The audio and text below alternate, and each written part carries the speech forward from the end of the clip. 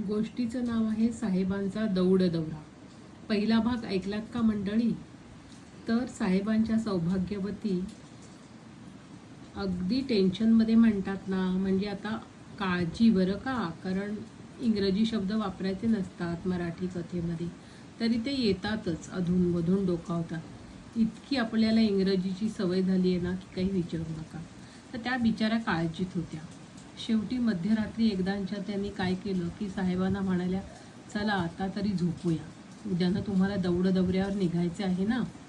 एकीकडे मात्र त्यांच्या मनात उद्या पूजा घालावी आणि मग परवाच साहेबांचे प्रस्थान ठेवावे दौड दौऱ्याचे, असेही विचार सुरू होते. शेवटी येऊन जाऊन कुठे येतो आपण, तर देवावर. कोणतेही काम यशस्वीपणे पार पडायचे तर देवाला साकडे घालावेच लागते. त्याच्यात एवढा मोठा दौरा, त्याचा अजेंडा, त्याचे प्रोटोकॉल्स, त्याचे ते गुगलचे नकाशे, ह्या गावात जायचे त्या गावात जायचे, हे बघूनच हा दौड दौरा कसा काय बाई आपल्या साहेबांना झेपणार याची काळजी त्यांच्या सौभाग्यवतींना पडली होती. म्हणता म्हणता ही बातमी मुख्यमंत्र्यांच्याही कानावर गेलीच होती. पण आज काय झाले की सगळे चॅनेलवाले साहेबांच्याच दौड दौऱ्याची बातमी देत होते, त्यामुळे मुख्यमंत्र्यांची काय प्रतिक्रिया, काय मत, तिकडे कोणी विशेष लक्ष द्यायला तयार नव्हते. असो, तर साहेब झोपेच्या अधीन झाले, मात्र साहेबीणबाईंना काही झोप येत नव्हती. हा दौरा कसा काय पार पडणार?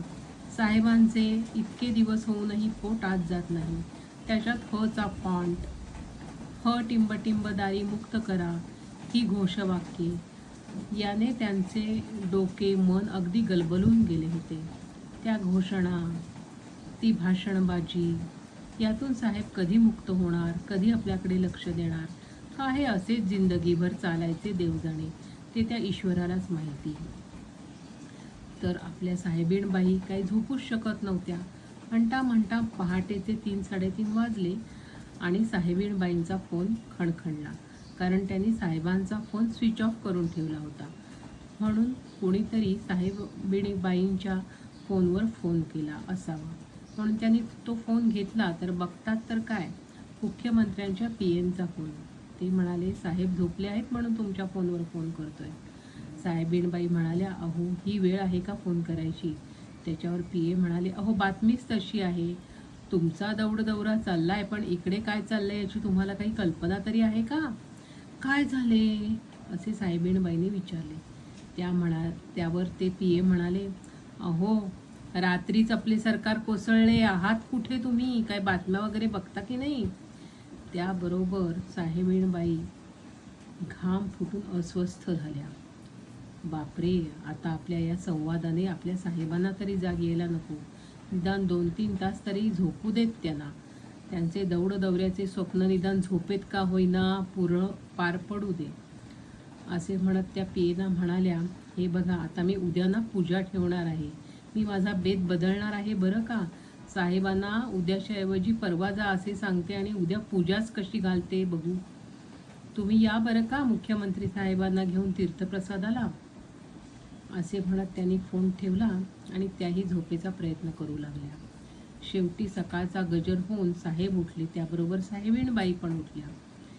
एकीकडे त्यांनी उठता उठताच व्हॉट्सॲपवर आपल्या सगळ्या नोकरचाकरांना तंबी दिली, अजिबात टी व्ही लावायचा नाही आणि साहेब टी व्ही लावतील अशी परिस्थिती येऊ द्यायची नाही, म्हणजे सरकार कोसळल्याची बातमी त्यांच्यापर्यंत जायलाच नको. एकीकडे पूजेची तयारी त्या करू लागल्या. साहेब म्हणाले, अहो आम्ही आज जायचे ठरवले होते. त्यावर साहेबीणबाई म्हणाल्या, उद्याचा मुहूर्त धरा, आज नका जाऊ दौड दौऱ्याला. ठीक आहे, पडत्या फळाची आज्ञा, तुम्ही म्हणाल तसं, असे म्हणत साहेब आपली आणखीक उरकू लागले. म्हणता म्हणता पूजा झाली, ती यथासांग पार पडली. संध्याकाळची वेळ आली, लोक तीर्थप्रसादाला येऊ लागले. थोड्या वेळाने मुख्यमंत्री आले, सहकुटुंब सहपरिवार त्यांच्या पीएसह. साहेबांनी आपल्या मुख्यमंत्र्यांचे म्हणजे आपल्या नेतृत्वाचे स्वागत केले. त्यांनी आपल्या घरी आल्याबद्दल त्यांचे आभार मानले. त्यावर मुख्यमंत्री म्हणाले, काय मग दौड दौऱ्याचं प्लॅनिंग नियोजन कुठपर्यंत? ते म्हणाले, हा काय मी उद्याच जायचं ठरवलं आहे. त्यावर मुख्यमंत्री म्हणाले, कळलं नाही वाटतं तुम्हाला? त्याच्यावर साहेब म्हणतात, काय काय असे हळूच विचारताच ते म्हणाले, अहो आपलं सरकार कालच कोसळलंय, रद्द करा तुमचा दौड दौरा. अरे बाप रे, हो का, म्हणून का आलात तुम्ही तीर्थप्रसादाला? त्याच्यावर मुख्यमंत्री म्हणाले, हो म्हणे, आपल्या सौभाग्यवतीनेच मला निमंत्रण दिले. बरे झाले, नाहीतर केवढ्याला पडला असता आपला दौड दौरा. ना कुठले पद, ना काही कर्तृत्व, आणि आपण निघालोय दौड दौऱ्यावर असा विचार करत साहेबांनी मौन धरले आणि दौड दौऱ्याचे त्यांचे स्वप्न तिथेच विरले. असो, सध्याच्या काही वेळेला येणाऱ्या बातम्या अशा स्वरूपाच्या असतात नाही क्या, ज्या राजकीय तंबूतून येतात आपल्या कानावर. त्याच बातम्यातून सुचलेली ही कथा साहेबांचा दौड दौरा. धन्यवाद. राधाश्रीचे बोल.